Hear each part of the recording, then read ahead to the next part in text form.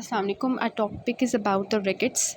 Rickets का case सबसे पहले डिस्कस कर लेते हैं कि देखें, एक बच्चा है, उसकी मदर आई है आपके पास और बता रही है कि मेरा बच्चा चल नहीं पाता, और वो ये भी बता रही है कि इसको जो मैं फ़ीड देती हूँ वो जस्ट डाइल्यूटेड मिल्क है, इसके अलावा और कुछ नहीं पीता, कॉम्प्लीमेंट्री मिल्क यूज़ नहीं करता, कॉम्प्लीमेंट्री फ़ीडिंग नहीं करता।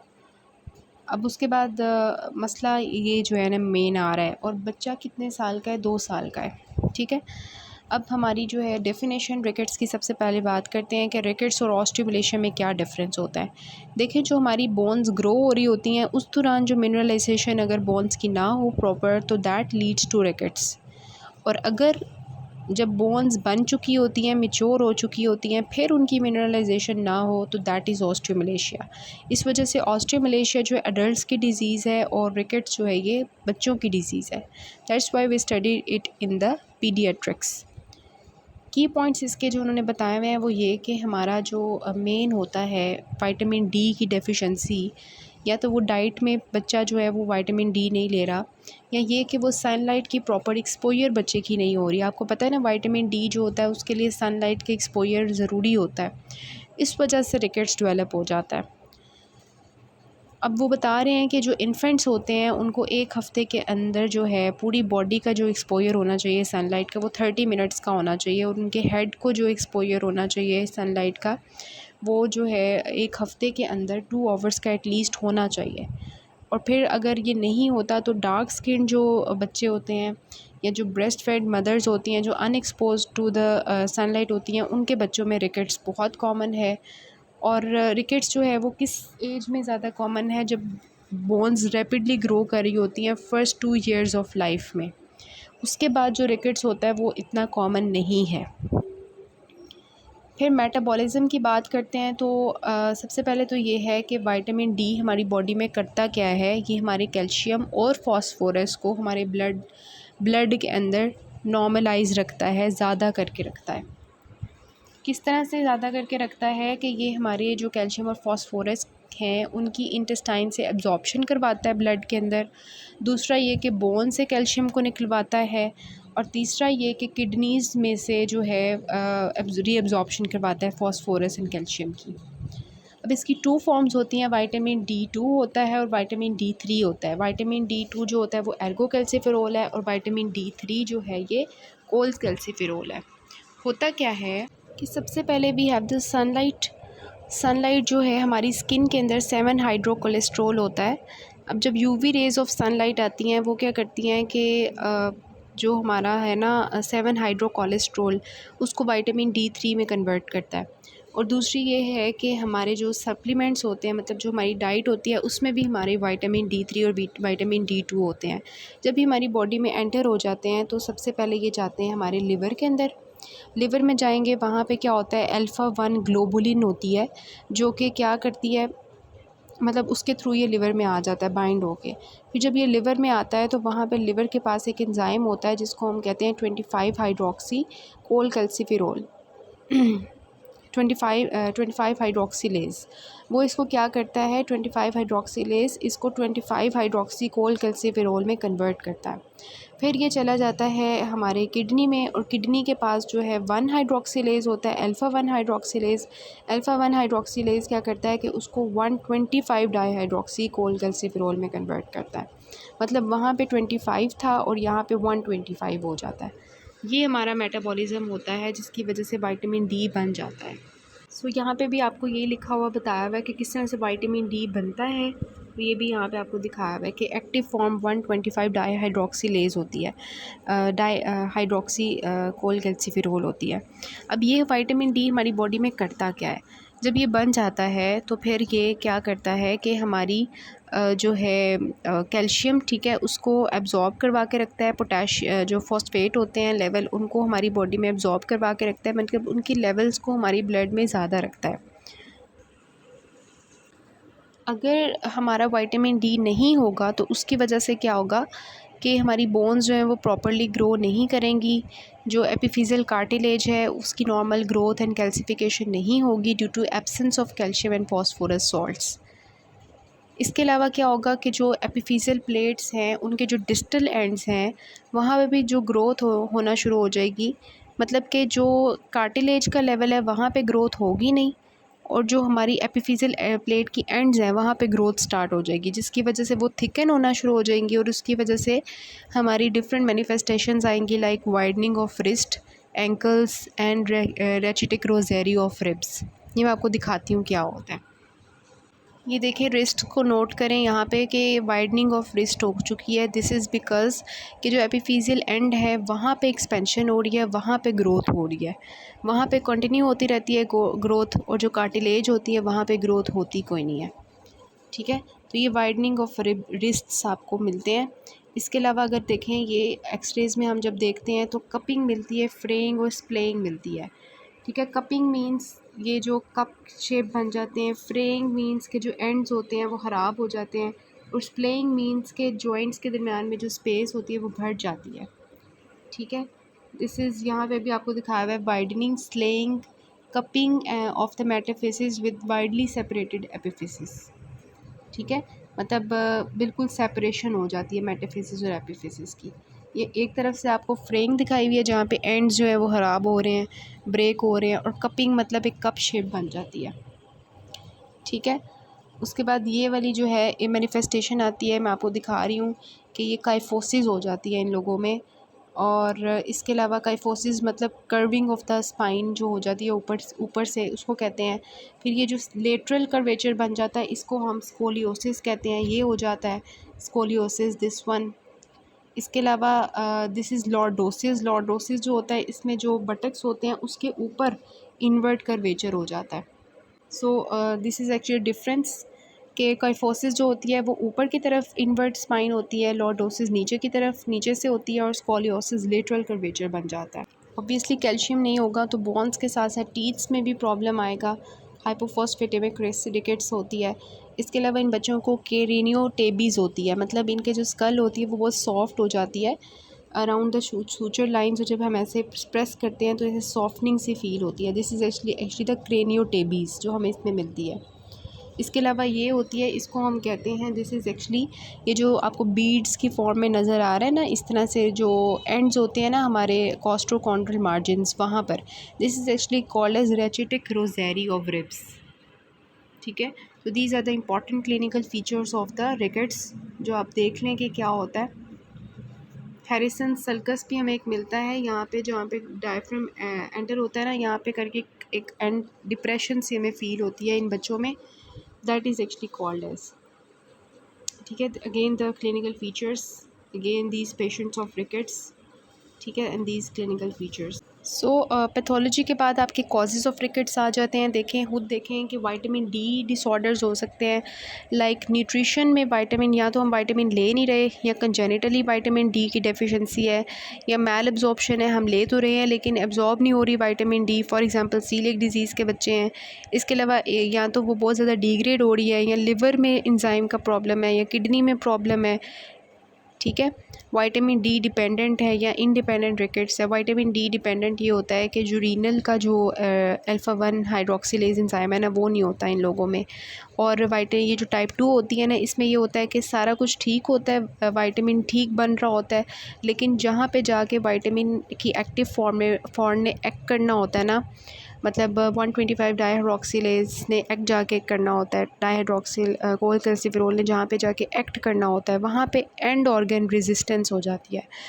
This is actually difference between type 1 and type 2 के टाइप 1 में जो है किडनी का एंजाइम नहीं होता, और टाइप 2 में एंड ऑर्गन रेजिस्टेंस होती है, विटामिन डी ने जहाँ पे जाके काम करना होता है।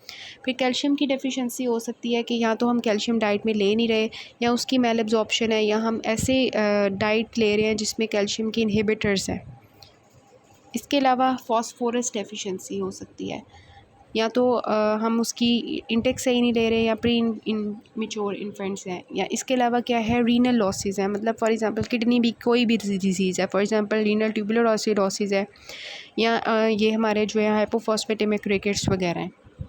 टाइप्स ऑफ रिकेट्स हैं, विटामिन डी डिपेंडेंट रिकेट्स, जिसको हम न्यूट्रिशनल रिकेट्स भी कहते हैं, deficient vitamin D deficient rickets. इसमें क्या होता है कि हमारी डाइट में जो है विटामिन डी नहीं होता, जिसकी वजह से एब्जॉर्प्शन जो है वो कैल्शियम की नहीं हो रही होती इंटेस्टाइन में। You know that vitamin D जो है वो कैल्शियम की एब्जॉर्प्शन करवाता है। तो विटामिन डी जब हम डाइट में नहीं लेंगे तो कैल्शियम की एब्जॉर्प्शन नहीं होगी।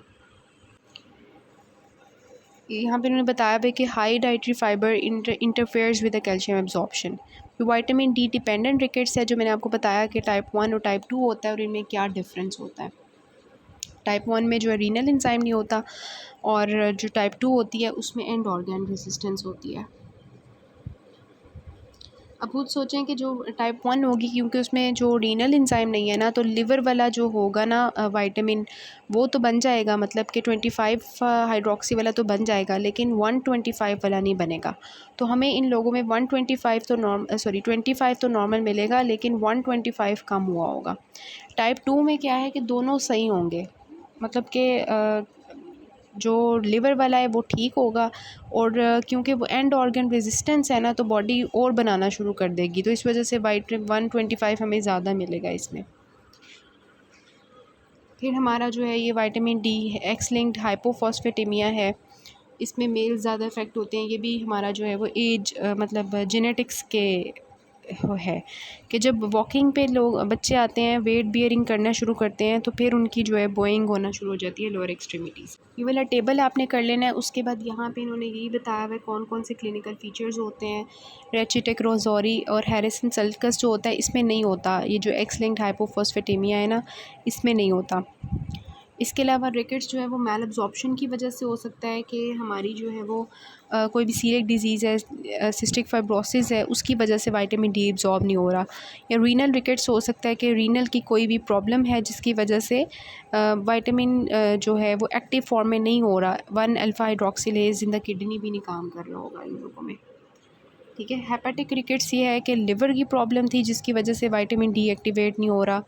Rickets associated with the renal tubular acidosis, इसमें यह है कि अगर तो प्रॉक्सिमल रीनल ट्यूबुलर एसिडोसिस है तो हमें हाइपोफॉस्फेटेमिया, और रिकेट्स में की वजह से मेटाबॉलिक एसिडोसिस मिलता है।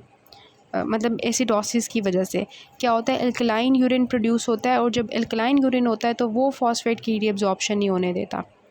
ठीक है, मतलब कि हाइपर कोलेरेमिक मेटाबॉलिक एसिडोसिस की वजह से होता है ये हाइपोफॉस्फेटेमिया और रिकेट्स। और जो डिस्टल अगर होगा रीनल ट्यूबुलर एसिडोसिस, तो उसमें ये होता है कि बोन की जो है ना डिसोल्यूशन स्टार्ट हो जाती है। ठीक है, क्यों? क्योंकि मेटाबॉलिक एसिडोसिस की वजह से अब बोन कहती है कि मैं अपनी कैल्शियम जो है ना वो निकालना शुरू कर देती हूँ, तो इसकी वजह से हमें ये मिलता है। फिर we have the chronic anti conversion therapy. ये मैंने पहले भी आपको बताया था कि जो बच्चे एंटी कन्वर्जन थेरेपी ले रहे होते हैं लाइक फिनेटॉइन वगैरह, तो उनकी ये होता है कि उनका जो है ना कैल्सिडायोल का मेटाबॉलिज्म ज़्यादा हो जाता है, जिसकी वजह से उनको रिकेट्स होता है। क्यों होता है? क्योंकि आपको पता है लिवर के अंदर एंजाइम्स होते हैं, P450 जो हैं वो एंजाइम्स होते हैं साइटोक्रोम। तो ये एंटी कन्वर्जेंट्स क्या करती हैं कि उन एंजाइम्स की जो है ना मतलब उनकी एंजाइम्स के काम ज़्यादा कर देती हैं। तो इस वजह से विटामिन डी जो होता है ना वो जल्दी मेटाबोलाइज होकर बॉडी से निकल जाता है और इनएक्टिव हो जाता है, जिसकी वजह से क्या होता है कि वो काम नहीं कर पाता। ये इनका होता है लिंक। उसके बाद जो हाइपोफॉस्फेटेजिया होगा, इसमें हमें अल्कलाइन फ़ॉस्फेटेज़ की एक्टिविटी में प्रॉब्लम मिलेगा, मतलब इसमें अल्कलाइन फ़ॉस्फेटेज़ का लेवल कम हुआ होगा। फिर क्लिनिकल फाइंडिंग्स वो बता रहे हैं कि ये हो सकती हैं। जो हेड है वो लार्जर मिलेगा, बॉसिंग मिलेगी, क्रेनियोटेबीज़ मिलेगी, जो मैंने आपको बताया कि पिंग पॉन बॉल सेंसेशन मिलती है, वो सॉफ्ट सा स्कल हो जाता है। फॉन्टेनेले डिलेड क्लोयर होंगी, कैपेड स्क्वायर लाइक हेड हो जाएगा इन लोग बच्चों का। टीथ में देखें क्या क्या प्रॉब्लम आ रही है। थॉरेक्स में मैंने आपको बता दिया कि 3 आते हैं, रेचिटेक रोज़ेरी है, हैरिसन सल्कस है, और पिजेंट चेस्ट डिफॉर्मिटी है। स्पाइन में काइफोसिस, स्कोलियोसिस और लॉर्डोसिस जो हम देख चुके हैं। ये कुछ पिक्चर्स हैं, मैंने आपको दिखाई भी हैं, ये इन्होंने भी ऐड की हुई हैं, देख लें। उसके बाद पेल्विस को देखें कि अगर तो मदर होगी ना कल को बनेगी, तो चाइल्ड बर्थ नहीं हो पाएगी, कॉन्ट्रैक्टेड पेल्विस हो जाता है। इसके बाद एक्सट्रीमिटीज़ जो है वो मैंने आपको बता दिया, वाइडनिंग ऑफ रिस्ट्स हो जाता है, बाउड लेग्स होती हैं, नॉक नीज़ होती हैं जिसको हम जीनो वेलगम कहते हैं, ग्रीन स्ट्रिक्ट फ्रैक्चर्स होना शुरू हो जाते हैं। ये अपने माइंड में रखना है, ये सिनेरियो में आते हैं। मिसलेनियस में क्या है, हाइपोटोनिया, और लेग्जिटी of the ligament, short stature होगा और टेटनी हो जाएगी। टेटनी क्यों? कैल्शियम की कमी की वजह से। डायग्नोसिस कैसे करेंगे हम? इसको डायग्नोज करने की कोशिश करें। 2 years old boy, mother is concerned about कि बच्चा जो है वो अभी तक उसने चलना शुरू नहीं किया। फिर वो बता रही है कि उसको ग्रीन स्टिक फ्रैक्चर हुआ था गिरने की वजह से, और ये मेन चीज़ें हैं कि उसे चला नहीं जा रहा, 2 years का है और green stick fracture, this leads to rickets. उसके बाद उन्होंने पूछा हुआ है what other clinical science you will look for the diagnosis. तो आप उसमें जो इम्पॉर्टेंट हैं, लाइक मैंने आपको बताया कि जो जीनो बेलगम है, मतलब बोर्ड लेग्स हो सकती हैं, नॉकनी जिसको हम कहते हैं, डिलेड इरप्शन ऑफ टीथ हो सकती है, डेंटल कैरीज, रेसिटिक रोजेरी आप लिखोगे, हॉरिजॉन्टल वो जो होती है हैरिसन सल्कस वो देखोगे आप, pigeon chest deformity, kyphosis, scoliosis, lordosis कि आप मेन चीज़ें जो है वो देखोगे। इन्वेस्टिगेशन और मैनेजमेंट हम करते हैं अभी। नेक्स्ट देखें, 6 years old girl, anorexia, easy fatigue हो रही है उसको, बोन पेन हो रही है, और उसके बाद ये बता रहे हैं कि इसको जो है वो हाइट उसकी कम है और जीनो वेलगम, ठीक है, जीनो वेलगम शो कर रहे हैं। कैल्शियम लेवल उसका क्या हुआ है? नॉर्मल क्या होता है 8.5 to 10.5 होता है कैल्शियम लेवल, तो यहाँ पे 7.8 है, मीन्स कम हुआ है। तो this actually leads to the rickets. ठीक हो गया। अब इन्वेस्टिगेशंस और मैनेजमेंट की बात करते हैं। सबसे पहले तो हम डायग्नोसिस की बात करते हैं कि इन्वेस्टिगेशंस कैसे करेंगे। तो हिस्ट्री हम लेंगे मदर से सारी, ठीक है, कि विटामिन डी इंटेक या एक्सपोजर टू सनलाइट हुई थी कि बच्चे की नहीं। क्लिनिकल मैनिफेस्टेशंस देखने के बाद हम बायोकेमिकल चेंजेस देखेंगे, इसमें हम क्या नोट करेंगे, कौन कौन से टेस्ट करवाएंगे। विटामिन डी का करवा सकते हैं, कैल्शियम का करवा सकते हैं, फॉस्फेट का करवा सकते हैं, अल्कलाइन फॉस्फेटेज का करवा सकते हैं। तो कैल्शियम आपको कम मिलेगा, फॉस्फोरस आपको कम मिलेगा, क्योंकि विटामिन डी जो होता है वो दोनों की एब्जॉर्प्शन करवाता है, कैल्शियम की भी और फॉस्फोरस की। तो नहीं होगा तो फिर दोनों की कमी हो जाएगी। इसके अलावा हम विटामिन का लेवल चेक करवाते हैं, अल्कलाइन फॉस्फेटेज रेज्ड होता है। ये एक्चुअली इस वजह से होता है जब भी हमारी बॉडी की बोन्स जो है वो एक्चुअली ख़राब हो रही होती है ना, तो ये अल्कलाइन फॉस्फेटेज जो है वो किसी न किसी तरह वो बनाने की कोशिश कर रहा होता है। तो इनएफेक्टिव एक्टिविटी ऑफ ऑस्टियोब्लास्ट शो करता है ये, कि वो जो है ना कोशिश में लगा हुआ है कि बोन को किसी तरह बना लूँ मैं सही। फिर एक्सरे चेंजेस नोट करते हो, बायोकेमिकल चेंजेस के बाद एक्सरेज चेक करते हो। एक्सरेज में जो एक्टिव रिकेट्स होता है ना, उसमें आपको वो बेस्ट साइट जो सबसे पहले आप एक्सरे का करवाते हो दैट इज़ रिस्ट, ये याद रखना है, ठीक है। वहाँ पे आपको जो मैंने आपको दिखाई थी ना एक्सरेज, कपिंग, फ्रेइंग और स्प्लेइंग, वो आपको नज़र आ रहा होता है। और distance between epiphysis and diaphysis increased and bone density is decreased, ठीक है। तो क्या क्या आप करवाते हो, हिस्ट्री एग्जामिनेशन करने के बाद बायोकेमिकल टेस्ट करवाते हो और उसके बाद एक्सरे करवाते हो। फिर हीलिंग रिकेट्स जो होता है उसमें जो आपको एक्सरेज में चेंजेस नज़र आती हैं वो ये है कि शार्प लाइन नज़र आती है at the distal end of the shaft. इससे आपको पता चल रहा होता है कि रिकेट्स ठीक हो रहा है, लेकिन एक्टिव रिकेट्स में वो हो रहा था, उसमें आपको ये मिलता है। उसके बाद डीडीज इसके देख लेते हैं हम। अब डीडीज क्या हो सकते हैं रिकेट्स के? स्कर्वी है, इसके अलावा कंजेनिटल एपिफिजियल डिस्प्लेसिया, कॉन्ड्रोडिस्ट्रोफी। फिर मैनेजमेंट की बात करते हैं। मैनेजमेंट में क्या होगा, जिसकी कमी है वो दे दो। तो अब इसकी जो कमी है ना वो एक्चुअली चीज़ होती है, लेकिन इसमें हमने देखना होता है कि विटामिन डी की कमी क्यों हो रही है, ठीक है, उसको हमने पूरा करना होता है। तो सबसे पहले तो विटामिन डी देना होता है, और ताकि वो, और साथ में कैल्शियम एंड फॉस्फोरस तो देना होता है, जिसके लिए हमारी जो थेरेपी होती है वो ये होती है कि ये सारा उन्होंने लिखा हुआ है कि 300,000 to 600,000 in IVI मतलब international units IU of vitamin D is administered orally या intramuscularly as 2 to 4 doses over 1 day। दूसरी जो स्ट्रैटेजी है वो ये है कि 2,000 से 5,000 दे दो, high dose vitamin over 4 to 6 weeks, ठीक है। उसके बाद आता है कि either strategy should be followed by daily vitamin D intake of 400 international units per day if less than 1 year old, or 600 if more than 1 year। अगर less than 1 year है तो 400, more than 1 year है तो 400। ये 1 day की है। ये जो है डेली इंटेक जो होती है। साथ साथ विटामिन डी के हमने कैल्शियम एंड फास्फोरस देना होता है। इसके साथ साथ जो है treatment of vitamin D deficiency due to malabsorption के लिए, अगर मैल एब्जॉर्प्शन है ना तो उसके लिए आपको हाई डोजेस देनी पड़ती हैं 25 डी की। और अगर vitamin D dependent rickets type 1 है तो उसमें हमने देखा था कि जो किडनी है वो काम नहीं कर रही होती, उसका एंजाइम काम नहीं कर रहा होता, तो इस वजह से हम उसकी एक्टिव फॉर्म देते हैं। डोज उन्होंने लिखी हुई है। और अगर टाइप 2 डिजीज़ है तो उसमें क्योंकि रिसेप्टर्स पे जाके काम नहीं कर रहा तो इस वजह से हमें हाई डोज देनी पड़ती है, हाई डोजेस देनी पड़ती हैं। जैसे मैल एब्जॉर्प्शन में हाई डोजेस देनी पड़ती हैं, यहाँ पर भी। फिर जो रीनल रिकेट्स होता है उसमें भी हमने जो है वो एक्टिव फॉर्म देनी होती है विटामिन डी की। और साथ में हमने जो है वो ओरल फॉस्फेट बाइंडर्स जो हैं वो भी देने होते हैं, क्योंकि फॉस्फेट जो होता है ना ये स्टिमुलस होता है पीटीएच सिक्रीशन का। तो हम फॉस्फेट देंगे तो पीटीएच रिलीज़ होगा और पीटीएच जो है वो कैल्शियम के लेवल को ज़्यादा करेगा बॉडी में। तो ये हमारा रीनल रिकेट्स हो गया। उसके बाद जो अगर तो इनएडिक्वेट डाइटरी इनटेक है ना तो ऑब्वियसली हम जो है उसको ज़्यादा करेंगे, डाइट में ज़्यादा करेंगे कैल्शियम को, विटामिन डी को। फिर उन्होंने डोजेज़ लिखी हुई हैं कि एलिमेंटल कैल्शियम की क्या होती है 1 to 3 ईयर्स की। 1 to 3 ईयर्स की 700 है, 4 to 8 ईयर्स की 1000 है और 9 to 18 की जो है वो 1300 है। उसके बाद आ जाता है कि फॉस्फोरस के लिए हम ओरल फॉस्फोरस देंगे और एक्टिव फॉर्म देंगे विटामिन डी की 125 डी। हाइपोफॉस्फेटेमिक रिकेट्स है उसके लिए हम फॉस्फोरस रिप्लेसमेंट करेंगे और रीनल ट्यूबुलर एसिडोसिस के लिए हम रेगुलर अल्कली थेरेपी करेंगे।